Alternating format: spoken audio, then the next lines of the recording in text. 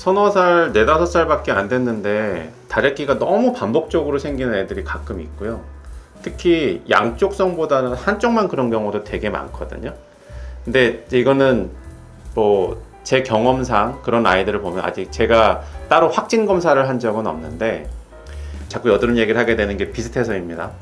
여드름과 관련돼서 모낭충 얘기가 나오잖아요. 데모덱스라고 저희가 부르는 그 모낭충이 이 눈꺼풀에도 살고 있어요. 눈꺼풀에 있는 이 마이봄샘이라는 곳에 모낭충이 살고 있거든요. 마이봄샘하고 이 속눈썹 부위에 살고 있는데 특히 속눈썹 뿌리에 많이 살고 있죠.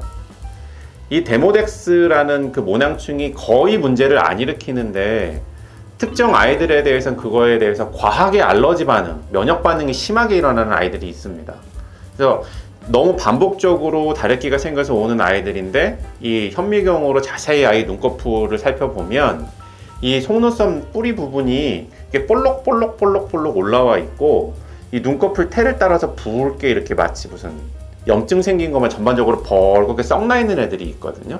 그럼 저는 그 경우에는 원래는 확진을 하려면 속눈썹을 대여섯 개 뽑아서 그 속눈썹을 이제 현미경으로 스테인드 글라스 이용해서 보고 모낭충이 있는지 확인을 하면은 아 이거는 아이가 모낭충 감염이구나 라고 의심을 하는데 그렇지 않고 그렇게 속눈썹 뿌리가 볼록볼록 올라와 있고 주변에 각질이 심하고 이렇게 전반적인 눈꺼풀 테두리 염증 소견이 보이면 저는 일단 이 아이가 모낭충 감염 때문에 다래끼 빈번하게 생긴다고 판단을 해서 역시 눈꺼풀 찜질하고 청소하는 건 똑같이 하는데 눈꺼풀 청소할 때 모낭충을 감소시키는 게 필요하거든요. 이런 아이는.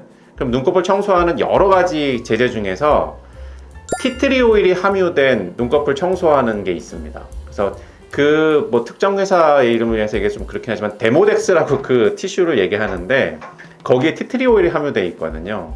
그걸 이용해서 청소를 해주면 한두 달 정도 애를 열심히 청소해주고 찜질해줬더니 어느 순간부터 다래끼가 훨씬 덜 생겨요. 이런 경우를 꽤 보거든요.